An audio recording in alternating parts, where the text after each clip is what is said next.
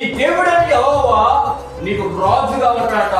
ఆ రాజ్య పరిపాలనలో ఎంతగా నీకు ఇబ్బంది కనబడదు, ఏ సమస్య నీకు కనబడదు, ఆయన రాజ్యంలో నీకు ఉండుగాక.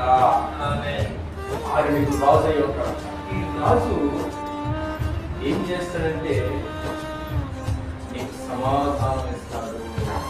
ఈ రాజు నీకేం చేస్తాడంటే నెమ్మది ఇస్తాడు. ఈ రాజు నీకు అన్యాయం చేయడు. ఈ రాజు నీకు న్యాయం చేస్తాడు. ఈ రాజు నీకు పట్టించుకుంటాడు.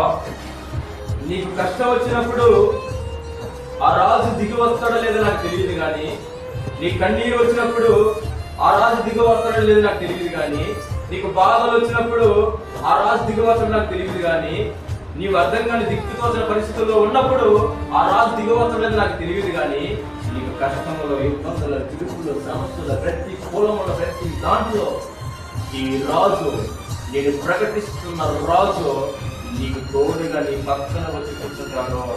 హల్లెలూయా.